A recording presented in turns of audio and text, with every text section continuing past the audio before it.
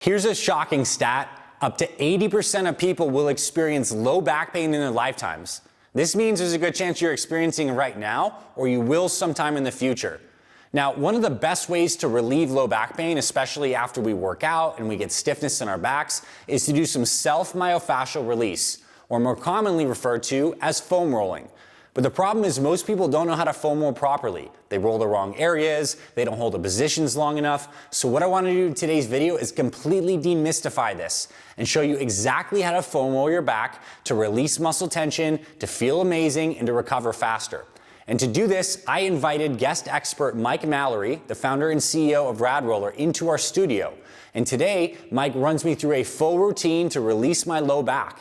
And what's amazing about that is we actually don't even start with the low back, we start with some of the surrounding muscles. So my promise is you stick with me in this video, you're gonna learn how to release your low back properly using some simple tools that you have at home already at your disposal. And we filmed a broader series to help target all different areas of your body. Certainly your back, but also to release your legs, to improve your posture. So stay tuned on the channel for a lot more videos of Mike from RAD Roller. Let's hop into the studio, let's roll out the low back, and I'll show you how to do it properly. Mike, take it away. What's going on when it comes to low back pain, and like how do we start in this whole process? Well, one of the things with low back pain that you really want to think about is, we don't want to work on pain specifically. We want to work around it. So thinking about the low back, you've got the thoracic spine that's above the low back, you've got the hips that are below the low back, and really those are the areas that are supposed to be moving, super mobile. So that's what we're going to work on today. We're going to go through the thoracic spine, we're going to go through the hips, and then we're going to go through the psoas as a kind of bonus. That sounds great, and I think that's a key point. It's like oftentimes when we have pain in an area, we think that's the problem. It's like working upstream and downstream. So we're starting with the thoracic spine, right? Let's get into it. What do we use first? So whatever you have at home, I would say, start wherever you are. We've got the axle here, so we can use that. If you have a smaller foam roller, or even, a peanut style, this is the RAD Roller, I would say use that. Okay, so what do we want to start with here? Why don't we start with the basics? Let's just go with the kind of standard-ish foam roller. And as I get on this, this looks like a standard foam roller, but I noticed a couple differences. I noticed some ridges and I know this recess. So what's the deal? And people at home who are thinking about picking a foam roller, is there one better than another? Well, we'd like to think so. So the reason why this is created like this is basically you've got a big area here. You'll actually see it in all our tools. This is a spinal recess, and this is meant to protect the spinous process on the back. So that's the little bones that stick out of your back. We want to stay away from that. We do not want to roll on bone, so that's why we have this ridge. And the secondary reason, really the reason why this is so big, is that so you can fit your legs in at the same time. Okay. So why don't we start on this? Sounds good. Let's just do some basics on the thoracic spine. So where do you want me to put this? Let's go right behind your shoulder blades. Okay. And this will kind of allow me to demonstrate something too. So when you have a full-size foam roller, it's a little hard to get extension in the very upper back. We're talking right below your neck. So what I'd like you to do, Anthony, is go ahead and relax. I'm going to stick this block right behind your head. That feels really good. I want to let your shoulders relax. I want you to breathe. And I want you to really think about kind of sinking in down here. So really what you want to do is let your back arch over this foam roller. What we're trying to do is we're trying to open up these joints of the spine. I intuitively kind of decided to hug myself to open the shoulder blades. Is that a good idea as I'm working in this upper back region? You can. So in general, it's good to try both. So go ahead and let your arms relax. And if you wanted to go a little more intense, most people will not have this shoulder mobility. I suspect you do, but you can raise your arms up over your head as well. So up over towards this way? Yeah. Got it. I feel like one thing I find as I'm doing this is my low back wants to lift off, so I'm really kind of focusing on anchoring and sinking back down as I come up here. Totally. It feels really good. You want to relax, you want to breathe, and if you're feeling any pain during this, you want to calm down or essentially lessen the movement. Okay. Now I see a lot of people when they get in these foam rollers for rolling their back, I'm going to move this for a second.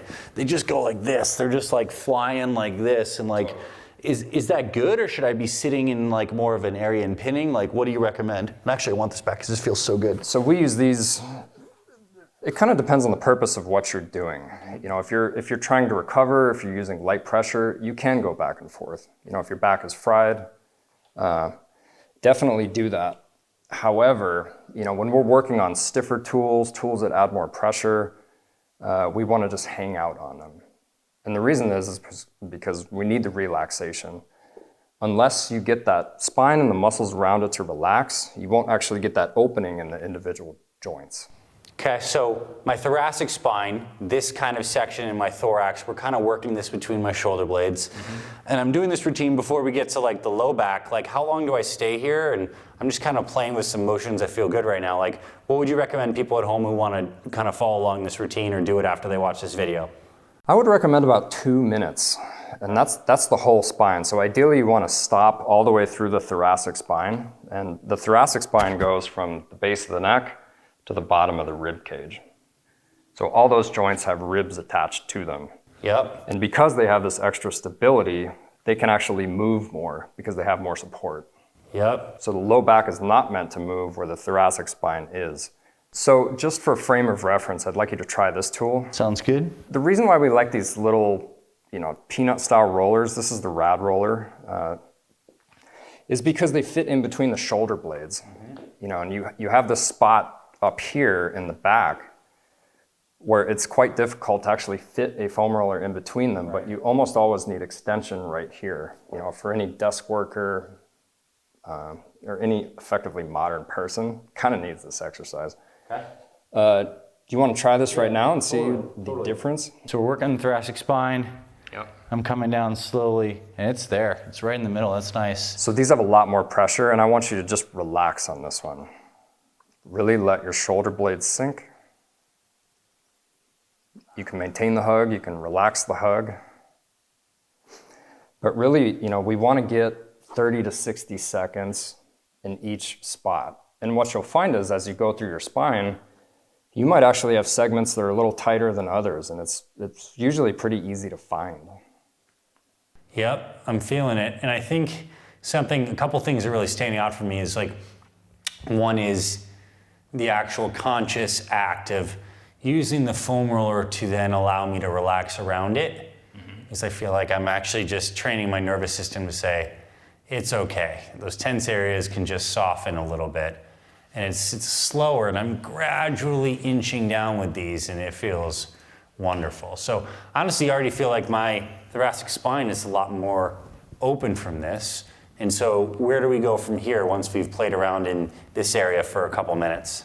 We usually want to kind of take stock, sit back up, feel how your thoracic spine feels, because, you know, we want that awareness, we want the movement. You know, I'm sure you're feeling a little bit lighter, a little bit easier to stay upright. It's easier for me to stay upright here, and I notice when I'm spending a lot of time sitting on the desk, my T-spine is kind of crunching down, so I can see how this would create dynamics lower down in the low back, and if we ignore this and just roll our low back, like, we're missing the point. Yeah, so what you're really doing there, you're opening up the thoracic spine so it can take all this rotational movement, Yep. and your low back doesn't have to, Okay. so there's no twisting in those discs anymore. Okay. That being said, let's move on to the glutes. Sounds good. So what tool do we want to use for glutes? We got a lot of options here. Let's use, so, you know, anybody at home, you can use a standard foam roller for this. I like to use a little smaller one. Okay. The Helix is over there, right? Yep.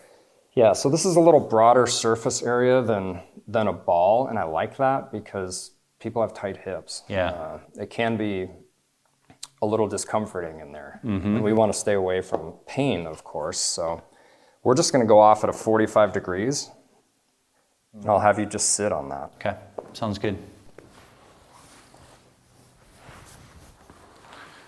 Yep. I got a good spot right here. And I'm feeling like as I pin, just relaxing around it. It's like this one point of pressure that I'm trying to melt on both sides around it. And I can use my hand to take pressure on or off, but it's sensitive for sure. Yeah. So, you know, one of the secondary functions of muscles is their pumps. You know, they pump lymph through them. And essentially, if you have a traffic jam in that lymph, it's becoming stagnant. You know, it's not the cool mountain stream, it's the swampy pond, so to speak. So, you know, what we're doing is we're pressurizing that tissue, which is creating a low pressure zone there. And then the fluid will actually flow back into it once you're done. Yeah, that makes sense. Pushing things out, and then it forms almost like this vacuum or suction that you get new, fresh blood, lymph, all the stuff flows back into it. That's great. Totally. So again, you know, this is a 30 to 60 second type of thing. Yeah, and I'm feeling it. And I'm like, if you were watching subtly what I'm doing, I'm like slowly inching my way down until I find an area that's a little more hot, relaxing into it, doing slight twists. It's almost like these micro movements to find that right spot is what it's all about. Because I'm like in an area, but I'm just slight twist, I got a spot, right? Relax into it, breathe and soften. So it's like, what I'm realizing here is this is such a practice of checking in with the body and subtle movements. And that's what makes it so specific to my body right now. And I'm sure this is intuitive to you, but most people don't actually explore their whole hip capsule. You know, your hip is a big area, and it stretches from the front all the way around to the sacrum. So, you know, you can rotate your body either way and find a new spot, essentially. And really what we're looking at is like a 5 out of 10. Yeah. 10 being, you know, extremely painful, 0 being nothing. I need to say this. I've only done this for maybe like 1 to 2 minutes. My glute feels like 70% better than when it started already. It's like, it just feels really, really open and good. And so in theory, I do both sides, but let's carry on with the routine. So someone now, let's say they do their T-spine, they do glutes on both sides. Keep on walking us through what would be next. So we took care of what was above, that's the T-spine. We took care of what was below, that's the hips. Now, as kind of a bonus, you know, we'll take care of what's in front. Okay. So that's the hip flexors. Yep. AKA the Psoas. So on screen, I want to actually put up what a psoas is so people can see. These are these strong hip flexors that attach to that low back and to the femur and allow us to do this motion right here. Very powerful for running and walking, but it's also the shortened position that we're in when we're driving our cars and sitting, and it's like that thing gets so tight and it pulls on the low back, right? Totally. Yeah, and what happens is you know, you really, the psoas attach, you know, all the way up high in the lumbar spine, very deep. And what happens is it can kind of crank you over. So releasing that, it just provides a little bit of movement to the spine and essentially realigns the discs. Okay, so we have our block, and like what's unique about yours that I love is it has all these places where the balls can go on, but you could use a yoga block, a stack of books or something at home if you don't have anything, but obviously investing in quality tools makes this a lot more fun and easy. Show me what I'm doing with this. So what spot he's gonna find is essentially you've got these hip bones here, you know, the ASIS for anyone who knows their anatomy. You wanna go 1 inch in and 1 inch down. You can use a RAD roller like this. I like this just because it's a little bigger surface area with 2 balls, or you can use a single one. But, you know, again, we're sinking into our gut here. So I'm feeling my hip bone. I'm gonna go 1 inch over 1 inch down, so right in this pocket here. So I'm gonna come right on here. And I want you to maintain pressure on your knees and your hands and just very slowly sink into that. Yeah, I feel that. It's a powerful experience to really relax into the belly and just soften. I'm on it though, I feel it. Yeah. So we're kind of working on the edge of the hip flexors here, the part that really attaches to the pelvis. And by loosening this up, it affects your low back, it affects your hip, and it affects your leg. I'm on it, and I'm kind of finding those edges and wiggling my hips, like these micro movements I think sometimes help me find the little subtle points on that. Oh yeah. Totally, and we're only working on, you know, a very small area. You really wanna, your pelvis is essentially a bowl, and you wanna get to the inside of that bowl. So you're almost pressuring the outside of you're pressuring towards the outside. And if it's too intense, like I can just kind of come up a little more in my hands and bring it off and then sink back in. So it's like just finding a position that's really good. Now for this psoas, one thing I'm finding is like My left hip, I'm working my left psoas, and this is like more like on the floor. My right hip is a little braced up. It's kind of like Spider-Man climbing a wall kind of position. Seems to feel pretty good, but okay, great. So I would hit this side, and then I imagine I'd hit the other side. Switch to the other and side. So I'll do that as we talk a little bit more through, and you can kind of like wrap up this routine or kind of give us some clarity on like, where do I go from here? Or this might be it. Yeah, I mean, one thing with low back pain, it's something like 85% of people will deal with a serious episode of low back pain in their life. The one thing I would say is, first of all, don't panic. There are a ton of options. A lot of back pain actually just goes away in 6 weeks. That being said, if you have back pain, I think you'd like to know the answer of why that's happening. So you can explore some things like this. We call it surrounding the dragon. You want to work on all these things around it that are completely safe to do without kind of messing with the low back itself, which really is just a column. It supports the spine. It does not rotate very much. We just want to free up the areas around it so we can strengthen, stabilize, get movement, and get on with your life. I just want to assess right now. Like I feel open, and my low back feels so much more mobile to like move freely. I was sitting quite a bit this morning.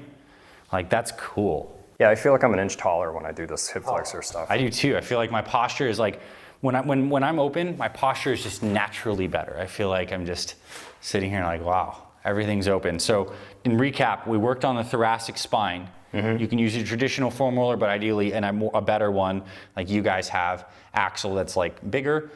We have small RAD rollers. And these are better than even just like a lacrosse ball, because they have a little bit of sponginess to them.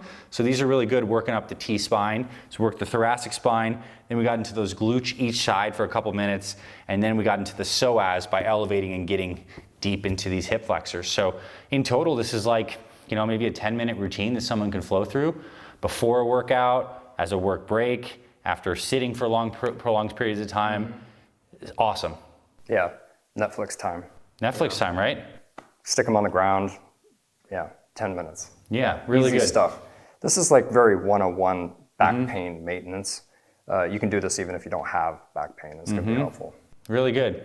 And of course, if people are looking to get high quality tools and you want to get a whole kit, like RAD Roller, you guys anatomically designed all this stuff to work really well with the body, have the right amount of density, and just still be affordable, great way. And I'll say this, like, sometimes in life when you want to really work on improving something, like body pain is a significant thing, just investing in a kit of like higher quality than average stuff just makes you more motivated to do it. So radroller.com, if you're interested in checking out some of those, there's a promo code that we have, FitFamily, that'll give you a nice discount on any of these tools.